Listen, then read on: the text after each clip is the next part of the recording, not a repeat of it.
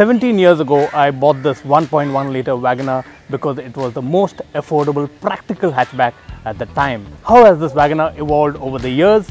Well, Aditya has a story. While Roshan's version didn't age well, my Wagoner from 2006 looks quite pristine, and because it's been running and running and running.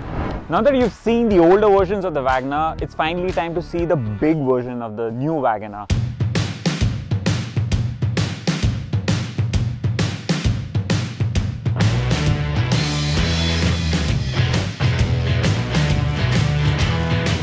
So the new Wagoner is based on a completely new platform. What you've seen with the Dzire and the Swift into 2018, it's exactly the same hearted platform that the Wagoner has been built, which is why you've got a longer wheelbase now, and it's also a bit taller, but you don't really notice it when you actually see it physically, but it does make a huge difference. And overall the space has completely increased as well. To create a floating roof effect, Maruti has added a black plastic applique on the C pillar. The tail lamps also seems to have been inspired by the ones we've seen on Volvo cars over the years.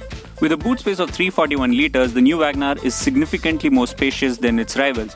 And just to prove the point, I managed to put myself into the boot space without any discomfort. Not bad, Maruti. Maruti is offering the new Wagoner in 1 litre and 1.2 litre engine options. You can choose between a manual variant as well as an AGS option as well. The moment you step inside the new Wagoner, you're greeted by a dual-tone black and beige layout on the dashboard.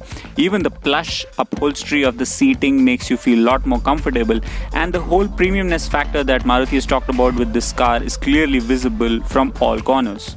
For the first time in its history, Maruti has offered the Wagoner with a 7-inch infotainment screen which supports Android Auto as well as Apple CarPlay. So we're driving the 1.2 litre AMT version of the new Wagoner, and as you can see, in terms of the way the car behaves, it just feels like a newer version altogether. It feels much more planted because again the dimensions have increased, and that makes a huge difference to how it feels on the road. A lot planted, yes. The suspensions are much more tuned to your daily riding conditions, and again I think that's essential for a car which is going to churn the miles out.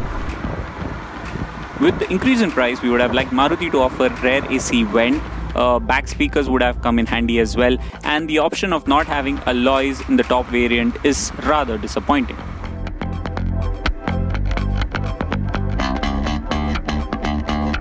So this is the new Maruti Wagoner. It's big, it's spacious, and yes, it's going to cost you more, but they are offering you a lot more features as well.